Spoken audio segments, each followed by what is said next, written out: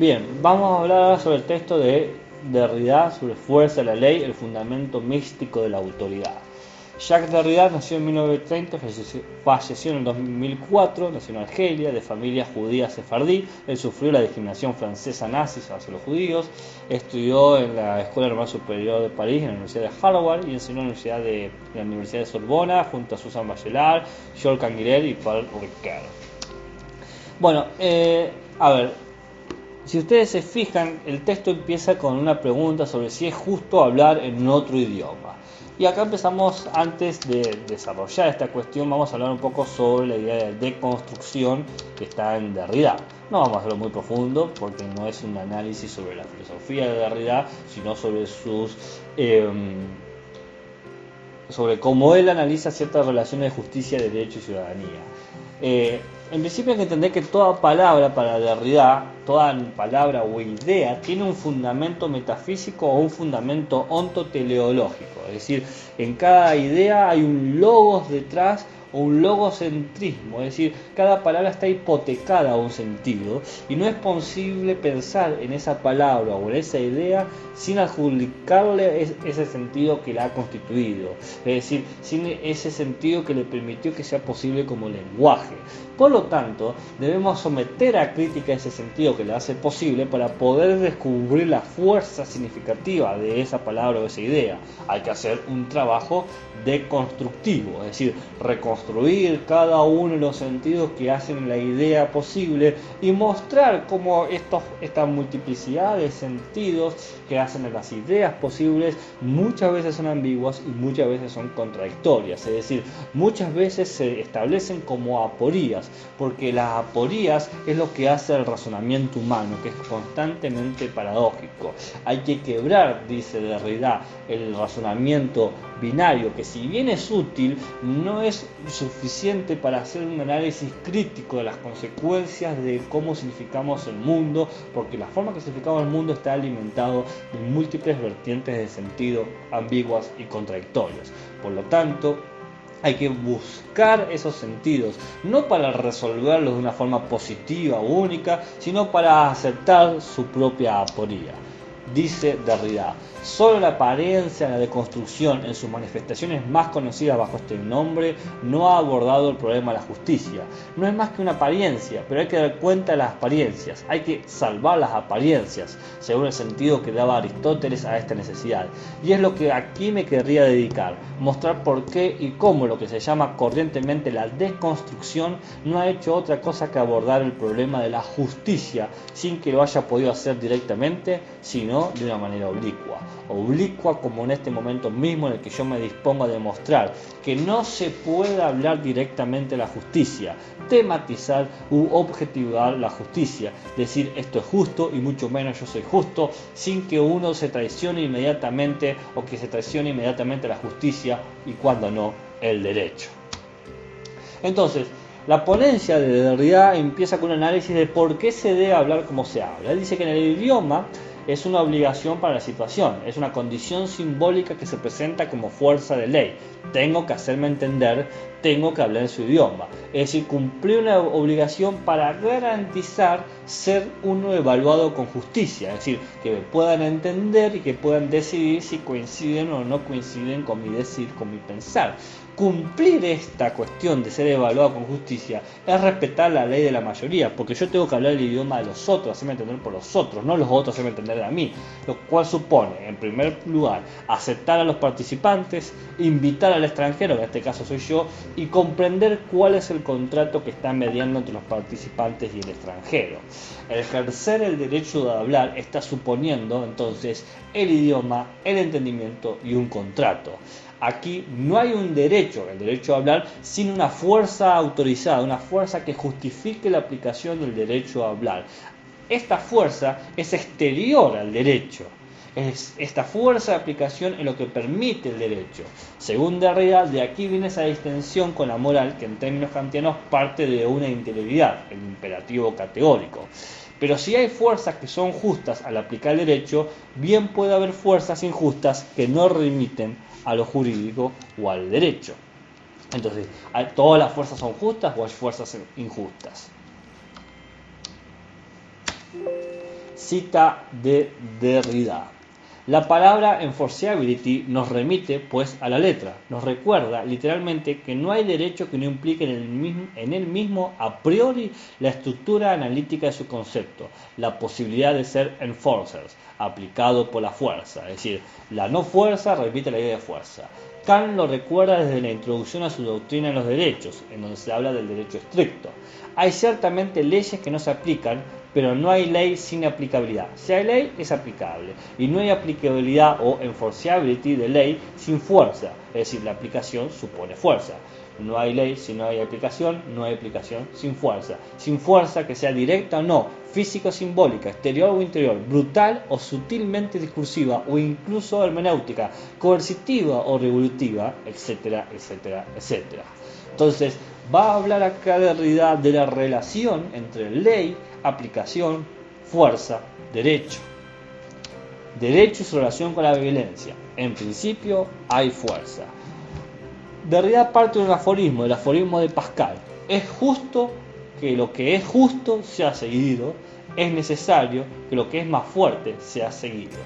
Dice Derrida que la lógica del pensamiento de Pascal, de vuelta, es justo que lo que es justo sea seguido, es necesario que lo que es más fuerte sea seguido, establece 1. Claramente lo justo es justo. 2. Pero que lo justo sea justo no se sigue que sea necesario para todos. Es decir, que esto sea justo no supone que todos sigamos esto por el simple hecho de que sea justo. Para que todos sigamos lo que es justo necesitamos algo más, un vínculo fundacional, la fuerza. Yo sé que no tengo que andar desnudo por la calle, sé que es justo, pero eso no lo hace que sea necesario. La fuerza policial hace que sea necesario, la fuerza obliga a lo necesario, la fuerza de la ley no surge de que haya lo justo, sino que surge de que estoy obligado a respetar a lo justo. El ciudadano, por lo tanto, aplica la ley porque está obligado a hacerla y no porque es justo hacerla. Entonces, para que nazca el derecho se necesita una fundación violenta. Ahí conexión con Benjamin. Sin fuerza el derecho es impotente, fácilmente violable. Pero el vínculo derecho-fuerza no es a priori, no es sustancial, no es necesario. Acá de separación con Benjamin. Este vínculo derecho-fuerza es una expresión de un capricho, de una voluntad por instaurar un deber. Es una demanda gratuita de un fundamento místico, la autoridad. Luego, el derecho, si quiere ser ley, necesita de la violencia. Cita de Derrida. Las leyes no son justas en tanto que leyes. No se obedecen porque sean justas, sino porque tienen autoridad. La palabra crédito soporta todo el peso de la proposición y justifica la alusión al carácter místico de la autoridad. La autoridad de las leyes solo reposa sobre el crédito que se les da. Se cree en ellas, ese es su único fundamento.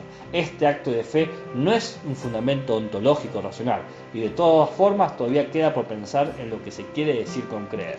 Es decir, de realidad, dejando de lado la pregunta sobre qué se cree o qué no se cree, la creencia de la autoridad tiene que ver con un acto violento.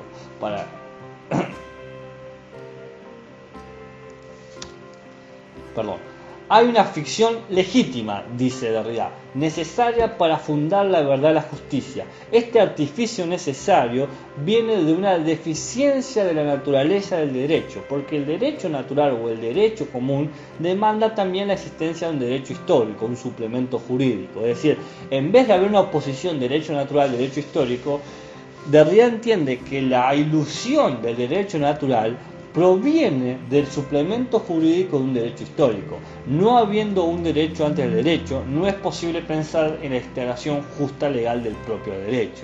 Quiere decir que todo derecho tiene como fundamento una autoridad fundacional, una autoridad previa. Esta es la violencia extrajurídica. Cita de Derrida. La operación que consiste en fundar, inaugurar, justificar el derecho, hacer la ley, consistiría entonces en un golpe de fuerza, en una violencia realizada y por tanto interpretable, que no es justa o injusta en sí misma, y que ninguna justicia o ningún derecho previo anteriormente fundador o ninguna fundación persistente puede garantizar, contradecir o invalidar. Ningún discurso justificador puede ni debe asegurar el papel del metalenguaje con relación a la realización del lenguaje instituyente o a su interpretación dominante. No podemos ir más atrás de la violencia como fundante, pero esa violencia al establecer derecho, no porque sea necesario, sino que nosotros creamos la ficción que legitima, nosotros estamos uniendo esa violencia a una condición natural, pero esa condición natural no deja de ser histórica. Entonces, ¿nadie puede hablar de forma justa? Porque se surge un límite en el propio discurso de la justicia. La violencia extrajurídica parecería ser una violencia sin fundamento, sin sentido, no ilegal o ilegítima, sino que parece que es imposible de deconstruir, de encontrar su sentido originario, como si no tuviese un sentido anterior, como si no tuviese una lógica, como si no tuviese un centro. Pero dice Derrida que el derecho podemos deconstruirlo porque se basa en la justicia. Todos los derechos tienen algún sentido de justicia. Y la justicia, yendo un paso más atrás, puede deconstruirse. Todas las justicias responden a una violencia que la fundamentó. Pero parecería que la violencia no puede deconstruirse. Hay un límite de lo posible, de lo que podemos pensar, reflexionar y deconstruir, que es la relación justicia y derecho, autorizador-autorizar. Se supone que el derecho debe ser justo. El derecho es el que realiza la justicia. El derecho es el que ajusta los ideales de la justicia a las condiciones del Estado, a la praxis cívica. Pero derecho y justicia, en realidad, entiende Derrida, están separados por un gran abismo. ¿Por qué? Porque el derecho es algo finito, algo calculable, que participa de un sistema de discurso de lo operable o de la operatividad o de la gubernamentabilidad constante, de cómo nos organizamos. Mientras que eso que actualiza el derecho, que es la justicia en realidad es infinita e incalculable. Es algo que parece no poder ser dominado. ¿Qué es la justicia? La justicia es la libertad, es ser feliz. Pero ¿cómo calculás la libertad? ¿Cómo calculás ser feliz? Es decir, que el tema está que si yo no puedo deconstruir la violencia que hace la justicia, es porque en realidad la justicia misma está asentada en una aporía, se muestra como una aporía, se experimenta siempre como derecho, pero la justicia nunca podemos experimentarla. La justicia en esta caracterización de ser infinita, improbable e incalculable siempre quedan distantes de nosotros. La justicia es el animal que deja las huellas que nosotros perseguimos. Las huellas son los derechos, pero esas huellas no llevan a ningún lado. En realidad, entonces, el límite que existe no es la violencia que es deconstruible, sino que la justicia es deconstruible. Cuando aparece todo derecho que dice encarnar la justicia, en realidad la justicia desaparece. Por lo tanto, primero tenemos una regla, el derecho, o una norma, el derecho, o un valor, el derecho, que ese regla, norma o valor dice que existe conforme a esta idea de justicia, pero yo no puedo probar esta justicia como algo real. Yo no puedo, dice Derrida, hablar el idioma de la justicia, porque cada vez que uso la justicia para construir un sentido de lo que es justo, en realidad estoy enunciando un derecho. Por ejemplo, el derecho a ser feliz, el derecho a ser libre, pero no puedo hablar de la justicia en términos de libertad o de felicidad.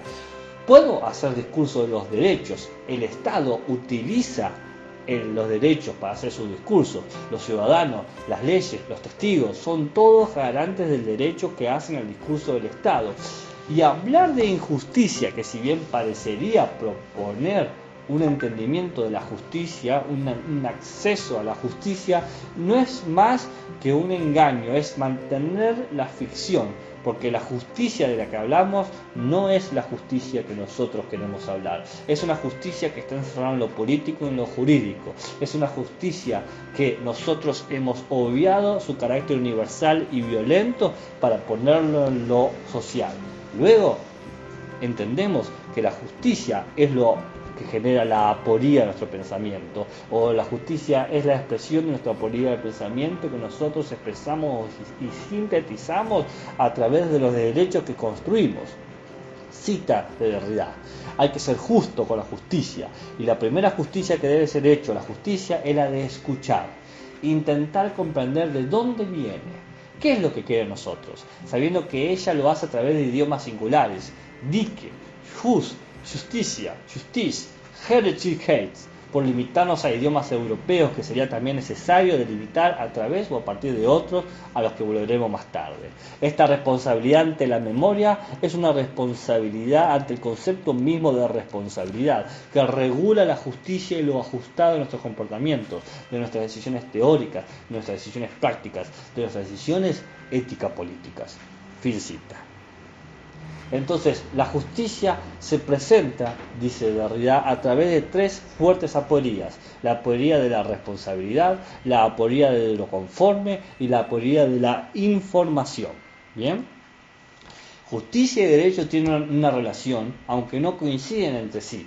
El derecho se ejerce en nombre de la justicia y su propósito es hacerla algo real, algo tangible, algo accesible.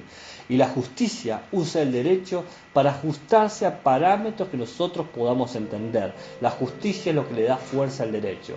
De allí que pensar la justicia sea siempre aporético, porque aparece como dos principios necesarios para pensar a la ciudadanía. La ciudadanía se piensa en cómo se ejerce, es decir, en forma de derecho, pero ese poder ejercer, ese poder viene de la justicia.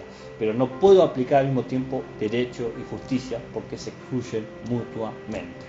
El derecho está legislado, la justicia es un ideal. Entonces vamos en la primera aporía, la epoqué de la regla. Dice Derrida: para ser justo, debo ser responsable de mi acción. O sea, yo soy justo cuando me responsabilizo de mi acción. Esa acción puede ser una decisión, puede ser un comportamiento, puede ser un pensamiento. Pero para poder ser responsable de mi acción, necesariamente debo ser libre. Si no soy libre, no puedo elegir por tal o cual acción. Para que una acción sea elegible, debes entrar al reino de lo posible, de lo calculable. Es decir, que si es elegible, está en el reino de lo que yo tengo derecho a hacer y lo que no tengo derecho a hacer. Por lo tanto, cuando elijo, ya elegí en el marco de lo jurídico, en el marco de la regla, en el marco de la norma. Por lo tanto, no pude actuar acorde a la justicia. Dije que iba a actuar acorde a la justicia porque así me puedo hacer responsable, pero las opciones que yo tengo, el cuadro cívico está establecido por los derechos. Decir que una acción es justa supone que se actúa acorde a la ley, lo que anula el hecho de ser libre para responder a la fuerza de ese propio derecho. La única manera de que la acción sea justa sea que yo invente esa ley. Es decir, si yo inventé la ley, estoy siendo justo, porque en ese acto mismo de espontaneidad, ¿no?, en ese momento de oportunidad o de inauguración, es donde puedo decir que estoy siendo justo. Se crea, se asume, se aprueba y se confirma un valor jurídico con la acción misma. Es la libertad que inventa la regla y que sigue su decisión. Solo así podemos decir que se es regulado sin regla. Solamente así podemos decir que hay un derecho justo. ¿Se dan cuenta esta aporía, esta dificultad paradójica de ser justo, pero al mismo tiempo actuar con derecho? Esta paradoja de la libertad jurídica, donde hay que ser responsable para poder elegir libremente, pero el acto es justo si es libre y es legal si sigue una pauta. Para satisfacer ambos principios tengo que inventar la ley a seguir. Por lo tanto, debo reconocer que esa ley es justa y que puedo aplicar mediante el acto elegido, pues la fuerza de la ley le da derecho a hacer lo que pide. Y dice Derrida que hay ejemplos de que esta aporía funciona. Por ejemplo, cuando se funda o constituye una ley o un Estado. Porque yo fundo diciendo que es justo, pero para ser justo tengo que seguir una ley. Entonces digo que esta ley es justa en el momento de fundarla. Por ejemplo, es justo que este país exista. Cita de Derrida: cada caso es otro, cada decisión es diferente y requiere una interpretación absolutamente única que ninguna regla existente o preexistente y codificada podría ni debería garantizar absolutamente. Si hubiera una regla que la garantizase de una manera segura, entonces el juez sería una máquina de calcular, lo que a veces sucede, lo que sucede siempre en parte y según un parasitaje irreductible debido a la mecánica o a la técnica que introduce la iterabilidad necesaria a la sentencia, la repetición necesaria a las sentencias, pero en esta medida no se dirá de un juez que es puramente justo, libre y responsable. Segunda aporía, la obsesión de lo indecidible, de lo que no se puede decidir. Dice Derrida, ninguna regla puede anticipar todo caso de decisión. Yo no puedo anticipar todas las decisiones, pero la decisión siempre debe ser tomada por una regla que sea legítima. Es decir, cuando se decide, se está, por ejemplo, leyendo, comprendiendo o interpretando una regla. Por lo tanto, se está generando un cálculo respecto a los acontecimientos futuros. Pero la decisión de calcular no entra en el orden de lo calculable. Es decir, el orden de lo calculable ya supone la decisión de calcular. Esta decisión de calcular entra en el reino de lo indecidible, de lo que no puedo decidirse. Si yo decidí calcular, ya estaba en el orden de lo calculable, ya estaba en el orden de lo jurídico, pero esta decisión de decidir calcular tiene paradójicamente un acto indecidible, que no se agota en ningún dilema moral. Es, dice Derrida, la experiencia de la heterogeneidad del orden del derecho, porque revela un abismo, una imposibilidad de justificar mi decisión, de justificar que yo decidí de manera justa. Lo indecible es lo que pone de manifiesto, por lo tanto, dice Derrida, el ejercicio de la libertad. Hay que elegir, debe saberse que se elige y debe responsabilizarse por lo elegido. Pero al realizar el acto de decidir se aplicó una regla, luego ninguna decisión es justa. ¿Por qué? Porque para poder elegir debería saberme qué elegir, pero acá elegí porque apliqué una regla. La regla ya me dijo que tenía que elegir. Paradoja de la justicia, la decisión al ser conformada con la ley se enfrentó a la imposibilidad del cálculo y por lo tanto no puede ser justa. No pude evaluar todas las posibilidades porque la ley ya me decía qué posibilidad tomar. Por ejemplo, hay que elegir. Entonces se pone en juego aquí lo no predicho por las reglas. La aparición de la decisión es algo ya indecidible, es decir, no decidido, porque no existe un código que establece por qué optar, pero debe elegirse, debe aplicarse una regla de elección. Al elegir se impone una regla, se inventa una regla, luego no se ha sido justo. Cita de Derrida, en toda decisión, en todo acontecimiento de decisión, lo indecidible queda prendido, alojado, al menos como un fantasma, aunque se trate de un fantasma esencial. Su fantasmaticidad deconstruye desde el interior toda seguridad de presencia, toda certeza o toda pretendida criteriología que nos asegure la justicia de una decisión, el acontecimiento mismo de una decisión. ¿Quién podría jamás asegurar que una decisión como tal ha tenido lugar? Que una decisión no ha seguido, según este u otro rodeo, una causa, un cálculo, una regla, sin que se haya producido ese suspense imperceptible que decide libremente sobre la aplicación o no una regla. Decidimos porque hubo un momento de indecibilidad, ahí una unión justicia-derecho. Tercera aporía, la urgencia que obstruye el horizonte del saber. Para que la decisión sea tomada, sea justa, es decir, para que yo tome una decisión justa, también tengo que estar bien informado, porque no puedo saber que estoy siendo justo si no tengo toda la información. Es decir, no puedo saber si la regla utilizada es pertinente al caso si yo no conozco el caso. Pero lo justo, la justicia, no puede esperar que yo calcule todas las posibilidades, que son infinitas. La demanda de la justicia es siempre inmediata, demanda ser posible. Uno quiere la justicia que sea aplicada ahora, el resarcimiento, como decía Walter Benjamin, no puede esperar, hay que hacerlo en el presente, no en el pasado, porque en el pasado ya cometió una injusticia. Entonces, no se puede esperar todas las justificaciones hipotéticas, porque se aplica en un momento finito, precipitado, urgente. La decisión de actuar justamente quiebra la posibilidad de la reflexión jurídica, la reflexión ética, la reflexión política. No podemos tomar, lo cual genera un problema, tomar una decisión, porque yo requiero tomar una información, pero necesito tomar la decisión ahora. Toda decisión es conforme al saber, pero al mismo tiempo trasciende el propio saber. El acto de tomar una decisión justa, dice Derrida, conlleva la ignorancia de nunca saber si he tomado la decisión justa. Siempre voy a tener la incertidumbre. si he tomado la decisión justa, porque no tengo garantía alguna de haber tomado la decisión correcta. Bueno, en el amor sucede mucho eso. Y acá está la paradoja que él presenta, que es la paradoja del porvenir. Lanzarse con un acto decisivo sin saber qué sucederá no supone abrirse al futuro, sino que me abro y desnudo completamente al otro. Es preocuparse por el otro que viene, aquel quizás que dio motivo al acto libre e inconsciente. Este momento es la experiencia de la alteridad absoluta, cuando decido sin saber qué sucederá, porque supone pensar y experimentar la justicia, supone pensar la apolilla, aunque inmediatamente conduzca al problema del cálculo y por ende el derecho. Cita final.